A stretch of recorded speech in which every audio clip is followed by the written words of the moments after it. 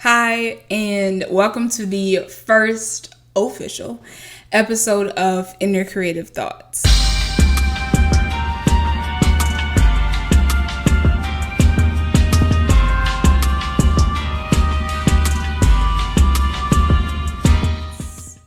Which will probably be a lot of me talking with my hands, but you know what? We'll get right into it. First, I just wanted to take a second to do a really big shout out to Creative Boom. I had the opportunity, I think 2 years ago or a year ago, to do a podcast with the Creative Boom. And since then, I've had like this thought of creating something that wasn't quite a podcast, but gave people the opportunity to listen to all of my inner creative thoughts, have conversations about all things design, branding, advertising, packaging. And a place for me to put all of my internal thoughts that I didn't have anywhere else. They were very misplaced. And so being on the Creative Boom and having that conversation and stepping outside of my comfort zone in terms of how I talk about design, based off whether or not I quote unquote have the expertise, I was asked to be a part of the podcast for a reason. And a lot of this is really just going to be a full circle moment for me in terms of being okay with the fact that I don't have to show up in a whole bunch of different ways for people to see me and the designer that I am. I can be myself, bring a very unique perspective to the table, and be a part of the conversation without having the quote unquote expertise, since all of us are still going to continue to learn as the world grows and evolves. So this mic was actually given to me, and they didn't have to do that. They could have just said, oh, you don't have a mic, you don't get to do the show, right? So I think a really big part of being a creative is passing things on, whether it be resources, whether it be information, opportunities, so that we can all grow and have the same setup, the same starting point, the same opportunity to give each and everything a shot. So a huge shout out to Creative Boom for investing in me, for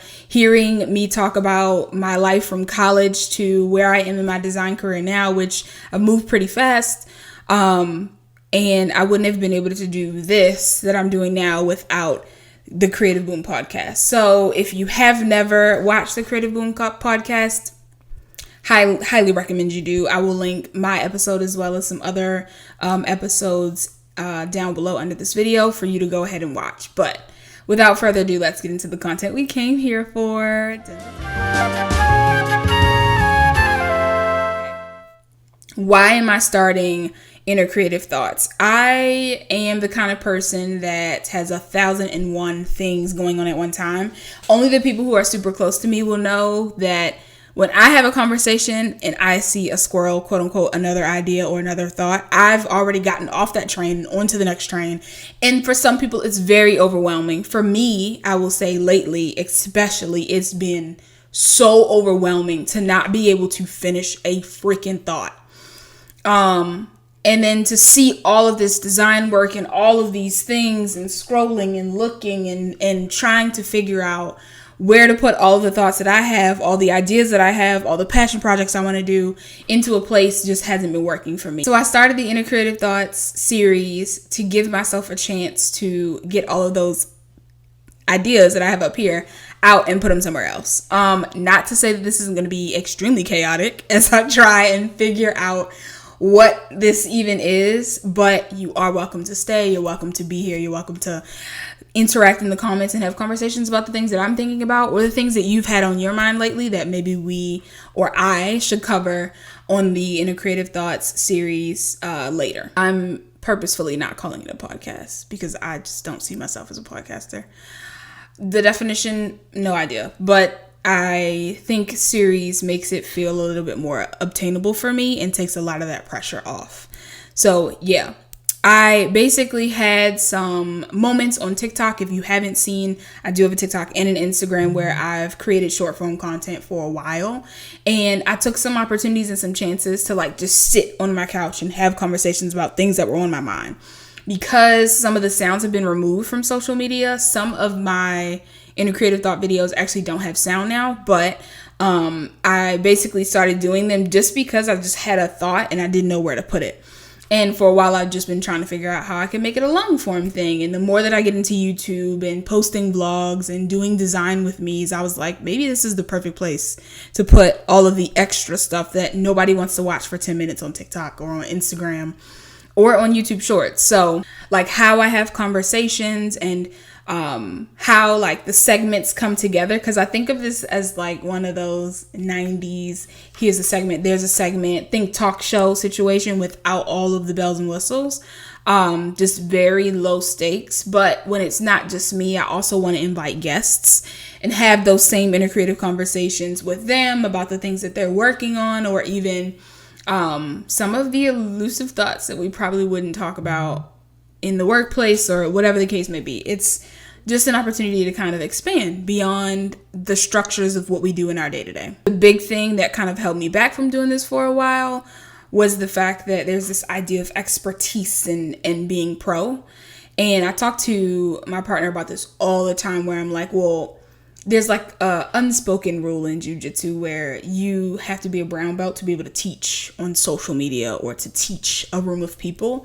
And so I was like, that's an interesting thing, because if people on social media had to have a specific amount of graphic design background, a specific amount of creative or art directive background before they could teach or give resources on social, I think the waters would be less murky. But now we've gotten to a place where there's the self-taught creative, there's the I went to school for 4 years creative, the MFA creative, the I got into the industry because I knew or met someone on the street creative. So everybody's background is different, and really there is no key to expertise. Like we call the Ogilvy the advertising guru of all things advertising. We call Picasso the expert of cubism, right? But I feel like in design, and because the world just continues to change daily, hourly, by the minute, there is no real definition of expertise. And so I've kind of taken that weight off of my shoulders of thinking I can't have conversations about what I'm thinking or about the things that I would do, how I would approach design, because I don't have the expertise. So we're getting rid of that. But yeah, I'm really excited. So let's get into it. So of course, we could talk about the elephant in the room if you feel like it's an elephant. If you don't, then okay, we'll just be regular about it. It's Juneteenth. There is a lot of controversy and conversation and all of this around who's off, who's not off. What do you do? How do you celebrate?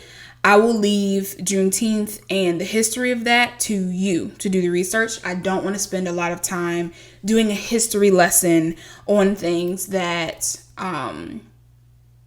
you should probably already know. But I think the really big thing about this is acknowledging that day and then focusing on some history of, not even history, focusing on some things that I actually didn't know the information on. And I can say that that's partially failure on my part in not doing the research. And then the other piece is failure on education's part of not being taught who some of these people I'm about to talk about are. So here's some creative thoughts on the brain.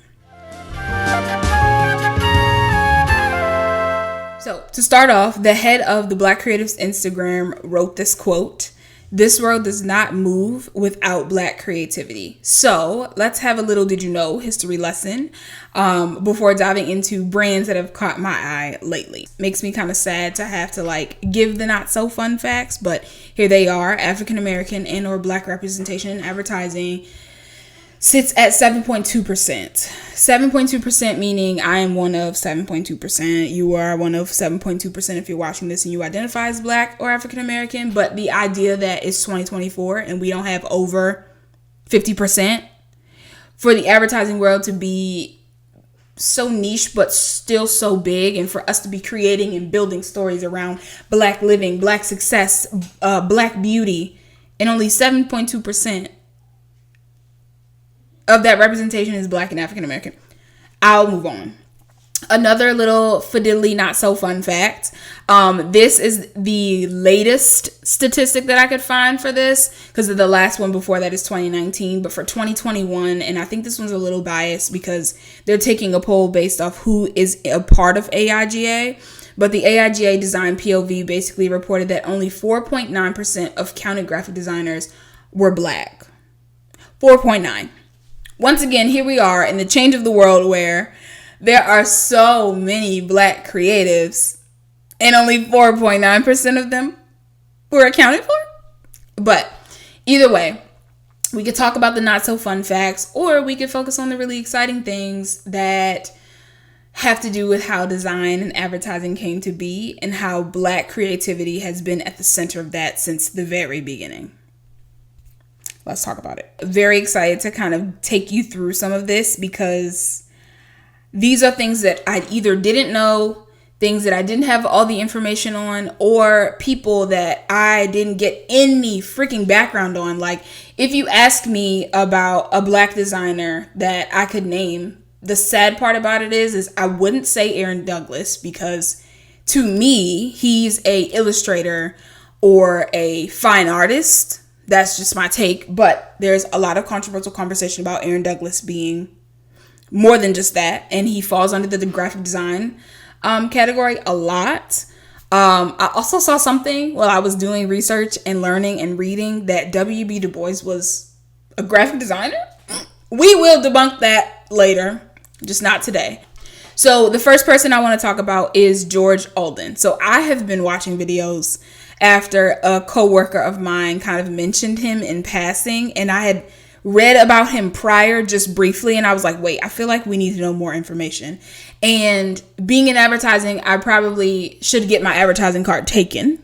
But George Alden was one of the first Black designers and pioneering Black men in advertising. This I wrote down because I literally can't spit facts like this without having lots of notes. But basically, on TV and in advertising, this man was creating title cards, illustrations, graphics, and visuals for shows on CBS like I Love Lucy and Gunsmoke. If this wasn't inspiring enough, he was also the first African American to design a postage stamp, and this was for the 100th anniversary of the 1963 Emancipation Proclamation commemoration. Now, we can have conversations about what that means, what it didn't mean, but let's stick to the facts here on design. He was the first African American man to design a postage stamp. Now, I am a collector of postage stamps. Like, anytime that my mom sees a limited edition, like, postage stamp, she'll grab it for me. I have, like, some hip-hop ones. For the 50th, I have, like, ones with, like, different illustrations on them. Things around, like, women in the arts, that kind of thing. And I actually remember a professor from my college that I think designed something for a mint, like a coin. But, like, postage stamps, I guess to a lot of people aren't a big deal, but I love stationery, and so good for you, George Alden. I think the other key things that I was reading about this man is just how poised and demanding he was in a room, but not in a way that made it seem like he was trying to bring an ego with him. So from the interviews that I did read, I don't know, I kind of am interested to get a little bit more background on who he is. But on a high level, here's a Black man that we can highlight who was changing the game in advertising. Now, of course, we do have to talk about women as well. So quickly, someone that I actually didn't know anything about, and I'm kind of embarrassed because I've taken typography classes, I've taken advertising classes, I've taken publication classes, and I didn't know anything about Gail Anderson. Now, let me say this. Her face is very recognizable. Have I seen her before? Yes. I think I might have seen her in the Netflix series that Ian Spangler was in, where he talked about his process of basically redesigning the Instagram logo and how much slack he got for it and how many people hated it and how nobody let him kind of go through that process privately. But I may not have. I know they also highlighted Black Panther as well and the costume artist there, but I don't even know if she was in it. But I got the chance to kind of watch some YouTube videos and some quick docu videos on her, and she's a typographer and designer that you should definitely know. Think Paula Scher, but for the Black girls. She's a typographer. She's published in New York Times. She's done stuff for Rolling Stone. I know that the last video that I watched, and I can't remember the date right away, but I think she also is a part runner of a press company, which basically does all this letterpress work, which is a big exciting process in itself that I've actually gotten to experience in college, and kind of miss. But then she's also done some theater company work. And I think if we're going to highlight men who are strong and in strength, we also have to highlight women who are doing some of the same things, right? So shout out to Gail Anderson, who is still alive. I should not be surprised to say that. But yeah, so I did get a chance to see some of her work. Another person I want to highlight, which I don't have lots of like current information on right now, is Art Sims. Somebody else that like I didn't know anything about because I didn't do research, because no one taught me who he was. But I actually did get to see some of his work in the African American Museum, or the National Museum of African American History in DC. I took a trip there, and they actually had an entire space for film, video, and music. And they had highlighted some Spike Lee stuff. So Art Sims is someone who has done design and movie posters for Spike Lee time and time again. Do the Right Thing is the one that I can think of that comes to my mind first. But I think I resonate with some of the work that he does, because at one point I thought that I wanted to be in the music industry, designing posters and concert like announcements and all of that for musicians and bands and rappers and R&B artists. And then I kind of pivoted and had like a life moment, which led me to social design and impact. But it's still something that like in the back of my head I miss and think about often. So to see that transpire into the way that we show movie posters, the way that we put visuals together. I actually have the Spike Lee coffee table book, and I flip through it sometimes when I need some inspiration on the way that things should be framed, the way that things should be photographed, art direction, things that we can use on set for social media campaigns and things like that. And so definitely should check out Art Sims if you have not seen any of his work. The last person I want to kind of talk about, which this is a perfect segue into some of that like social design and impact work that I did. I think a lot of the times we devalue ourselves when we take the path of being a revolutionary, being the person to design on the forefront, to protest, to go against something, to be super strong in feminism or activism. But honestly, that is probably what keeps this world going. And the great thing about it is the office that I work out of and the job that I do is mostly focused on the government work first, and then the commercial work second. So Sylvia Harris is somebody that I had no idea even freaking existed, which makes me kind of sad, but she lives in this space of social design and impact. So creatively, I guess like a little backstory about me, I respect my college that I attended. I understand that at the time when I had first started applying, I really wanted to be somewhere where things were super small and tight knit, and I didn't really want to be on a campus because I was so sheltered. And so I ended up going to a college that had 256 kids at the time. I was like one of 5 black kids, and there was a lot of like push and pull because we had just had a presidential election in 2016, which did not go in a lot of our favors. And I experienced some racial tensions. I lived in the middle of Pennsylvania, like Lancaster, Pennsylvania area. It's almost like Amish country, but they have a downtown, and that's basically our campus. And so I went from thinking that music and the music industry was going to be the thing for me to having to kind of fight for myself and find a way to fight for my internal thoughts, because I was struggling so much with the people that I was around, the experiences that I was having, the conversations I was having with myself in my head, all while mourning and trying to find myself at 19. And I think it's kind of hard because this is the first time that I've actually had to have this conversation, and it's a lot more detailed than that. But what I will say is I've experienced some things that I wish I didn't have to experience when it came to equality and feeling like I belonged. And so to see me move into a space of social design and impact, I was the person that in the classroom who was like, here's my initiative, here's what I'm designing, here's what I'll do. And then initially, I think for my like senior project, I was just gonna settle and do an ice cream brand. And thankfully, I had a professor and an advisor that was like, this is not what you're passionate about. This is not what you've been doing. I had taken an internship basically in DC that was working in women's reproductive health. And I was like designing things for San Francisco Pride, and also like thinking about all of the things that are happening politically, and doing social media posts and doing stickers and merch and reaching out so that people can donate, that kind of thing. And then I decided that my senior project was going to be ice cream. And so she told me basically that I was settling.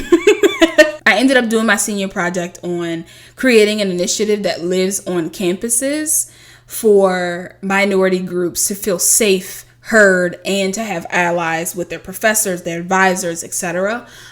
Because nearby and everywhere there were protests and racial discrepancies and all of these things happening in a place that I didn't live. I'm originally from Baltimore, and I didn't ever have to deal with racism. I went to schools that were super diverse. I didn't have to be in a place where that was my number one concern. And it wasn't even about like survival. It was about feeling safe and feeling like the people that I talked to weren't judging me for something else.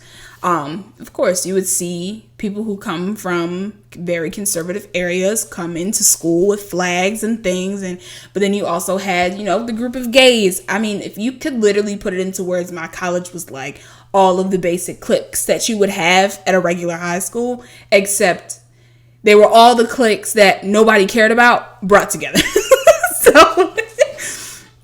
And a lot of people are probably gonna be like, that's so not true. But like, if you really think about it, you had your anime people, you had your I love photography folks, you had your activists, your group of blacks, and a lot of that is somewhat systemic, and it happens because we feel safe in these groups. If you haven't, I think there's a really good book that could put that into perspective for you, which is just called Why Are All the Black Kids Sitting Together in the Cafeteria? So just think about that, have a conversation about it. But I say all of that to say, Sylvia Harris, she's worked with the ACLU, which is really like the corporation for the people, of like, hey, do you feel like this is unfair? Let's sue and have a conversation about the laws that are being put in place.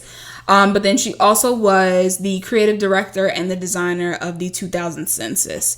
I haven't seen or even did any more research basically on what she might be doing in her present. And I'm actually not sure if she is still alive. But to work in civil agencies and health sectors, to work in the government, I think she also was like working for the CIA for a while, is a lot of work. So it deserves the same onus as doing the work for big brands like Coca-Cola and McDonald's and all the others, because this is the frontline work that we need in order to survive and to have a voice in this place. And if agencies are going to create work that gives us voices, we should also have Black designers helping build and make that work great. So that's just a little like history lesson on some of the people that I've been thinking about and some of the people that I've been doing a little bit more research on, because I feel like I've kind of lacked in that space of learning about the Black representation in design and advertising and branding and packaging, all of that. So yeah. And if I had to like name one, I would think immediately about Pushpin, and then I would think immediately about Aaron Douglas, who to me is not a designer. And I couldn't name anyone outside of that I was taught traditionally in school. So would have been nice to see the representation, but I also understand the world that we live in. But let's come off of this heavy conversation about Black pioneers and designers and illustrators and talk a little bit about another thought that I've been having, as well as some brands that have been on my radar. This segment I'm basically just calling All Things Black. All things Black and creative. So here's all the things that are Black and creative that have been catching my eye lately, from Black owned to Black made to Black ran and just straight up Black. So the first thought is like this space of design and TV. And I thought a little bit about like what my life would be, what I thought it would be. Because I originally was like, I'm going to have two places that I live. I'm going to have a farm and I'm going to have a tiny house. And I'm going to live basically almost off grid with the exception of plumbing, because who's taking their toiletries outside? And And then the other portion of me is like, I'm a city girl through and through. Like, I've branded myself since I've moved to the South, to the City Belle. And the other part of me is I love the city. I love public transportation. I love being able to get to everything, like the little pop-ups that happen, all that. And so the other part of me was like, I'm going to have a brownstone in the middle of New York, and I'm going to listen to bossa nova and jazz all day long. Like watching documentaries on Basquiat and short videos on Keith Haring and having all of these like inspirations. It made me think about my childhood and where that thought might have come from. The first TV show that I can remember that had representation in it was Little Bill. And then I went down this deep, dark hole that I actually posted on my Instagram story if anybody saw it. And I was like, bro, what happened to Little Bill? But honestly, we don't have to talk much about what happened to Little Bill because we know what happened to Little Bill. So we're not going to talk about who made the show. But we are going to talk about the concept as well as the visuals and the person behind all of that amazing illustration that no one probably knows. And so I feel like maybe a piece of my like I want to own a brownstone may have come from Little Bill. Like if you've seen the visuals from this show, if you've seen or heard the music that plays, and I like will play that in my house and I'm like, oh my gosh, I think this is all like inspiration from Little Bill. But yeah, so they owned a brownstone. It was a family, a mom and a dad, 2 sons, 1 daughter, and a grandmother. They all lived together in a brownstone. Like all of their voices were so soft. The illustration was almost like a paper stop motion meets a painting meets a children's book. I can't explain it, but you'll basically see the visuals. But I just was so interested in doing a little deep dive on it. And I was like, let me just give you my thoughts without doing research on the background of how the show was made and why it was made. And just talk about the influence that it had. So it was the first piece of like representation that I remember seeing in children's TV. And of course we've come so far. But the illustrator behind it is really the person that I want to talk about. So if you don't know who illustrated Little Bill, or if you've done a little bit of research, I would definitely say do some more, get a look at some of this work that they've done. But I just would assume right away that Nina Chanel has some inspo from this woman. But her name is Varnette P. Honeywood. And I did a little deep dive into her work yesterday. A lot of it is focused around like this musical feel and the collage style that she does, and there's texture in it that just isn't in regular TV anymore. Like if you remember the Oswald and the Little Bill of like TV, everything is a lot different in terms of animation, but the style that she had and brought to the show is something that I will always remember and will always stick with me. But it feels almost like this regeneration of Faith Ringgold, and I'm not just talking Tar Beach, I'm talking about all the other work that she did, which was revolutionary. So if you haven't, go look at it. And I don't know, I just wanted to give her flowers really quick because thank you basically have printed something in my brain that I won't ever forget about.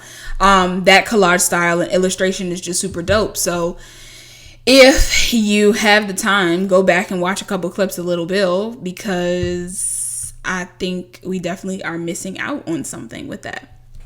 But after designing TV, I was like, oh my God, packaging. Let's talk about packaging, because why not? So all things Black and creative that are catching my eye in packaging include a women-owned and Black brand called Ghost Town Oats. I would be lying if I didn't say that I was so excited to see that her, the founder, and her brand ended up following me on TikTok. And I was like, oh my God, I have to try. I have been trying to get it delivered to me, but I just haven't had a second to do like a real packaging review on it yet, because I know her site was closed for a bit. But she does actually sell her oat milk at a coffee shop that I'll get to in a second. And I actually love it, the coffee and the oat milk. So highly recommend y'all take a look at Ghost Town Oats. Think about supporting a Black owned oat milk business that isn't just about selling you something that doesn't have lactose. In the Black coffee space, since we are talking about it, I do want to mention a coffee shop that I think about very often and follow on social media and love thinking about, is No Free Coffee. So my partner and I visited, we drove up to Nashville to actually go and see that location. And the coffee was good, the vibes were good, the music was good. They always do like Sunday sets with Capri and they post them on Instagram. And I'm always like jealous because it takes about an hour and a half to get there. But No Free Coffee is the definition of like bringing the merch to coffee without it feeling like it cheapens anything. I think about them. I think about Manifest in DC, and I think about Bricks and Wood. It's like all of those things and that vibe put together in a coffee shop with beautiful lighting. So I guess you could say it's more than a vibe, but like for it to be Black owned just makes me feel even prouder to go and drink coffee there. Because it feels like there was a lot of intent put behind it. And a couple of other brands in the beauty space that I've been thinking about. I know that there's like these heavy conversations about Fenty hair and what that looks like. And people were like, we really don't want Fenty hair. Like we want the wig stuff. We don't want the natural hair stuff. But I feel like I think very often about last year's ad color and watching this female panel of business owners. And I got to sit in the flesh of Tracee Ellis Ross. And she talked about starting, how hard it was to start her business or how difficult it was. And people made this assumption that because she's a celebrity, because she is well known, and because of Blackish and all of this, that she was able to just start a brand. She said this brand took over 6 years for her to build because everyone was questioning her as a woman, questioning her as a Black woman, questioning her ideals on like hair care products and what she knew and expertise in bottling and packaging. And so to hear her bring a perspective to it helps me, because a lot of people think they have to be famous or be well known in order for something to launch and it be easy. But really, she kind of like laid out this red carpet and was like, look at all of these other female business owners and all of the things that we struggled to do, but we made it. So I want to highlight Pattern Beauty, from the packaging to the rollouts to the announcements. I think a lot of times we forget that social media is going to be the key right now, because commercials and ads aren't being played as much as people are scrolling through TikTok, scrolling through Instagram. And it's refreshing to see Tracee, and I'm not just saying this because I want to be like this woman, to see her build a brand that not only keeps every hair type in mind when it comes to like what kind of tools you use to blow dry your hair, what kind of tools you use to brush your hair, comb your hair, but to also stay with the trends is really nice. And then keep it with a color palette, because nobody wants red tools. And I'm not just saying that because I'm thinking about like that OG red brush that everybody had, but I think it's worth highlighting. And I think about topicals. Shout out to them, because I originally didn't love a lot of the things that they had. And it was that cream that everybody talked about that didn't smell that great. But I'm slowly realizing that I should have given them a second chance before I just wrote it off. But on social media, with them like doing things like Tarte, bringing Black creators together for trips, but then also just creating an authentic brand that doesn't follow the rules or regulations of every other brand and what they do to kind of be big and show up. And for them to be on shelves is exciting. So shout out to them. Their branding is amazing. Their packaging is very simple. And I respect them for that. And then the last brand that I want to highlight is Bread Beauty Supply. This is solely for the packaging. They are a Black female owned brand, but the packaging, I'm just going to repeat myself over and over. The packaging is everything. And so I actually didn't know a lot about this brand, but I did have a friend from the UK who was posting about it. And I was like, well, wait. Is this Black owned? Like, where did this come from? Is this only sold in the UK? But to see something like this on shelves gets me hype. And every once in a while I'll go into Sephora, I'll go into Ulta and look what they have. And this was one of those ones that immediately caught my eye, and that I cannot stop thinking about. So yeah, to see all of these brands in person is really exciting. Of course, it's going to take us a while to get to a place where we'll start to see authenticity in the way that Black brands are showcased outside of Black History Month. But I will say that there's still power in purchasing online. So I also just want to highlight really quickly a Black ran website called Black Owned Everything, where you can find the luxury brands, the apparel brands that you probably wouldn't see in a Target or Walmart, etc. And their website's really cool. Their branding is great. And it's just an extra opportunity for us to push some Black business and Black brands out there. So check out Black Owned Everything when you get the chance. Yeah, so I think thinking about all of these things, from the design and TV to the packaging to how we kind of show up, it's kind of hard to tell and to track down who designed what, who made what. Nothing is ever credited. And it makes me think about what it's like to be a Black designer. I think initially I wanted to be in a place where I could just be the one behind everything, and you see the work, you critique the work for what it is and not know who made it. But then a piece of me now is thinking about like the pressures and insecurities of one, staying in the shadows, but then also being the one to kind of stand up in front of everyone and say, I made this, and let everybody basically critique your work to death. It's easier for me to take critique at work because it's never about you as a person, it's about the work that you do. But in any other instance, I would say, like, if it's a critique on me, your girl's falling apart. I'm a Taurus. So, and I think the other thing with it is, like, Black designers need the space and the trust for people to understand that we're reliable in making the work. And there's a difference between good design and bad design, and we have to start having those conversations and putting the resources in the community, or else it's just gonna be a bunch of bad design. Yeah. And I think with all of that, I'm just trying to stay authentic and never lose myself in the process, whether I'm behind and in the shadows or at the forefront saying, hey, here's the work that I made. I'm always thinking about how Black brands show up and are integrated into all of the other big design things that muffle it away. So, like, seeing Pharrell, seeing the representation in creative and art direction, hopefully will change the entire game. But for now, you just have to kind of be patient and do what you can.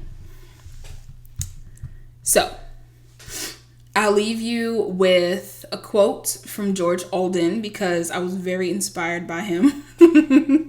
And it kind of is sticking with me when I think about the authenticity piece, when I think about being reliable and the pressure and insecurities and how I show up and why I show up. He basically said, as the first Black American to achieve an executive position with a major corporation, my goal was the same as that of Jackie Robinson in baseball: to achieve maximum respect and recognition, thereby hopefully expanding acceptance of and opportunities for future Black Americans in business. And I feel like we're still having these same conversations, just in a different font. Yeah. So whether you came to learn a thing or two, listen to an inner creative thought or 12, or just to find something to listen to while you get some work done or clean in the background, I hope you'll stay creative. I'm Dyneisha, a graphic designer and art director, and thank you for listening to the first episode of Inner Creative Thoughts.